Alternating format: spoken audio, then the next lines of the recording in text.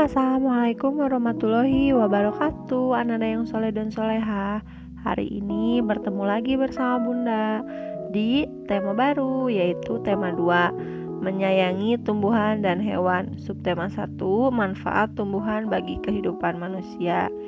Oh ya, sebelum belajar, alangkah baiknya kita berdoa terlebih dahulu ya. Semoga ilmu yang kita dapatkan hari ini bisa bermanfaat. Amin ya robbal alamin. Selain dari itu juga, kalian siapkan terlebih dahulu alat tulisnya. Catat hal-hal penting yang terdapat dalam video pembelajaran ini ya. Sebelum masuk ke bab pembelajaran, Bunda ingin menjelaskan terlebih dahulu mengenai tujuan pembelajaran kita hari ini ya. Yang pertama itu, siswa mampu menuliskan manfaat tumbuhan untuk kehidupan manusia. Yang kedua, mampu menjelaskan manfaat tumbuhan bagi kehidupan manusia. Ketiga, siswa mampu menguraikan pesan moral atau positif yang terdapat dalam dongeng. Dan yang keempat adalah siswa mampu mempraktekkan pesan moral yang terdapat dalam sebuah dongeng. Tahukah kamu, Tuhan menciptakan jenis tumbuhan yang sangat bermanfaat bagi kehidupan makhluk hidup lainnya, seperti manusia dan hewan. Tumbuhan merupakan salah satu sumber kehidupan. Tumbuhan memiliki bagian-bagiannya seperti akar, daun, batang, buah, bunga, dan biji. Tumbuhan juga memiliki banyak manfaat. Apa saja sih? Manfaat dari tumbuhan: 1. Sumber makanan yang dikonsumsi. 2. Membuat udara menjadi sejuk. Ketiga, sebagai tempat perlindungan dari matahari atau berteduh. 4. Dapat dibuat menjadi kerajinan tangan. Kelima, dapat dibuat menjadi peralatan rumah tangga. Dan yang bahan baku pakaian. 7. Pewarna alami. 8. Dapat dijadikan obat. Dan 9 adalah untuk keindahan lingkungan. Nah, kita bahas satu persatu ya manfaat tumbuhan. Manfaat tumbuhan yang pertama yaitu sebagai sumber makanan. Tumbuhan sebagai sumber makanan karena tumbuhan banyak mengandung vitamin, protein, karbohidrat untuk kebutuhan tubuh manusia.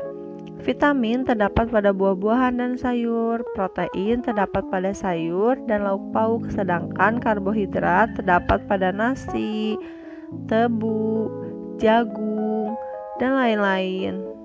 Yang kedua adalah membuat udara sejuk. Pada siang hari, tumbuhan mengalami proses fotosintesis.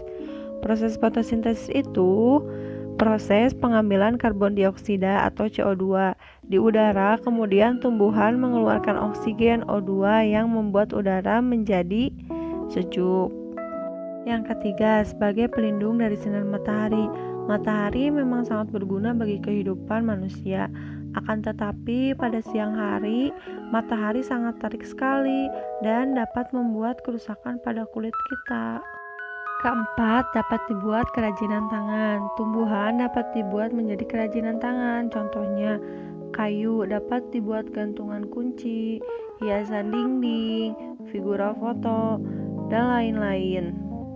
Yang kelima, dapat dijadikan peralatan rumah tangga. Tumbuhan dapat dijadikan peralatan rumah tangga. Contohnya seperti kayu jati dapat dijadikan kursi, lemari, meja, dan lain. 6. Bahan baku pakaian. Tumbuhan dapat dijadikan sebagai bahan baku pakaian. Kamu tahu bahwa pakaian kita gunakan sehari-hari ada yang terbuat dari tumbuhan juga loh. Tumbuhan kapas. Ya, tumbuhan kapas awalnya akan dipital, ditenun, lalu dijahit dan akan berubah menjadi sebuah pakaian yang menarik yang bisa kita gunakan sehari-hari. Yang ketujuh, pewarna alami. Tumbuhan juga dapat dijadikan sebagai bahan pewarna loh.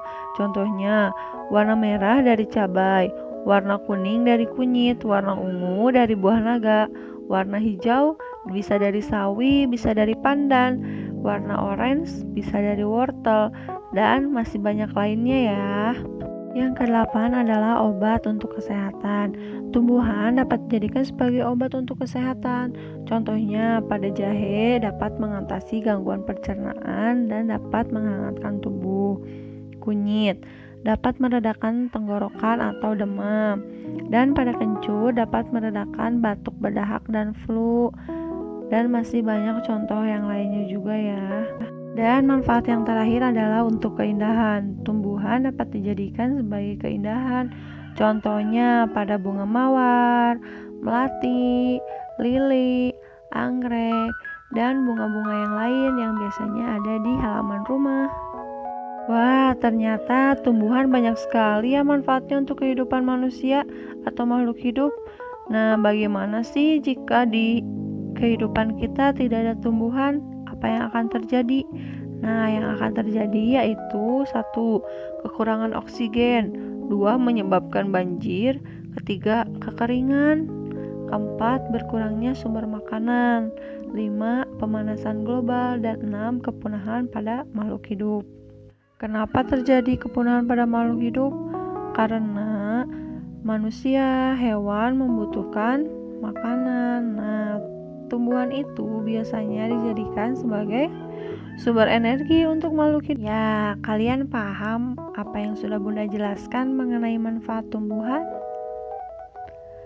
Ya, pinter. Sudahkah kalian dicatat hal-hal pentingnya? Oke, sebelum dilanjutkan ke materi, silakan kalian buka buku paketnya tema 2 mengenai menyayangi tumbuhan dan hewan. Nah, di sini kalian buka buku paket halaman 3 dan halaman 4. Di sana terdapat sebuah teks mengenai kisah pohon tomat dan pohon mangga. Silakan kalian baca terlebih dahulu ya. Nah, teks yang sudah kita bacakan barusan itu merupakan sebuah dongeng. Hayo, di sini siapa yang suka dongeng? Siapa di sini yang suka diceritakan dongeng sebelum tidur? Ya, dongeng itu apa sih? Ada yang tahu nggak? Pengertian dongeng itu banyak sekali ya. Dongeng menurut KBBI atau Kamus Besar Bahasa Indonesia, dongeng adalah cerita yang tidak benar-benar terjadi dan bersifat hayalan.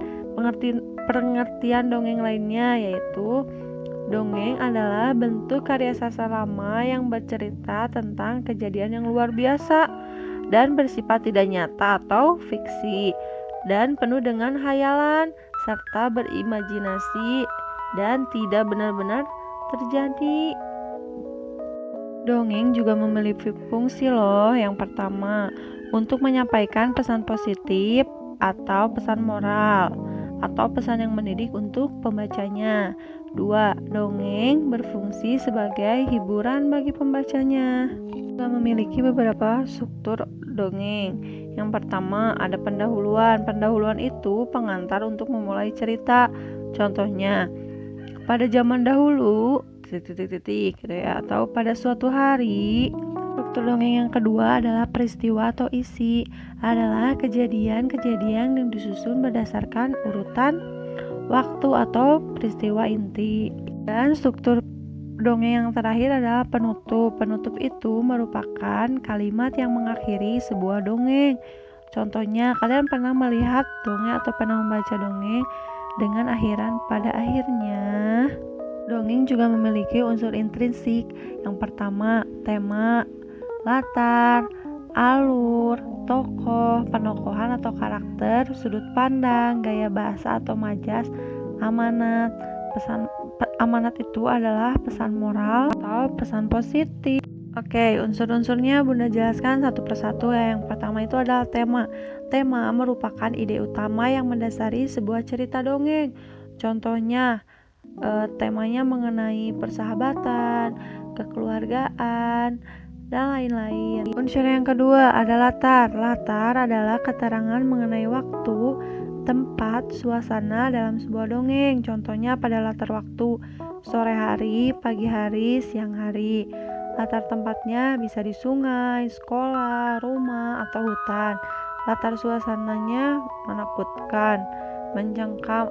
Unsur yang ketiga adalah alur. Alur merupakan urutan peristiwa dalam sebuah dongeng atau jalan ceritanya. Yang keempat ada tokoh. Tokoh merupakan para pelaku dalam sebuah dongeng.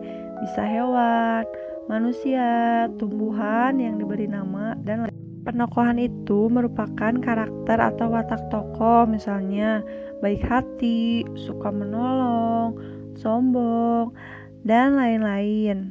Yang 6. Ada sudut pandang. Sudut pandang adalah cara pengarang menempatkan dirinya di dalam cerita. 7 adalah majas. Majas adalah gaya bahasa yang digunakan dalam sebuah cerita dongeng. Dan yang terakhir ada amanat. Amanat itu adalah pesan moral yang ingin disampaikan oleh penulis kepada pembaca atau pelajaran yang diambil dari sebuah cerita dongeng. Contohnya dari dongeng Asal Mula Pohon Kelapa. Jangan memiliki sifat ingkar janji karena dapat merugikan diri sendiri. Ya, contoh dongeng ada dongeng Maling Kundang, Bawang Merah Bawang Putih, Batu Menangis, Jakataru, dan masih banyak cerita dongeng lainnya ya. Ya, sekian pembelajaran hari ini. Semoga kalian dapat memahaminya ya, penjelasan yang telah Bunda sampaikan. Semoga ilmu yang kita dapatkan hari ini dapat bermanfaat bagi kehidupan sehari-hari. Amin. Jika ada yang masih bingung atau belum memahaminya, boleh tanyakan langsung ke Bunda, ke wali kelasnya masing-masing, atau ke orang tua kalian di rumah. Nah, ini merupakan tugas yang harus kalian kerjakan hari ini ya.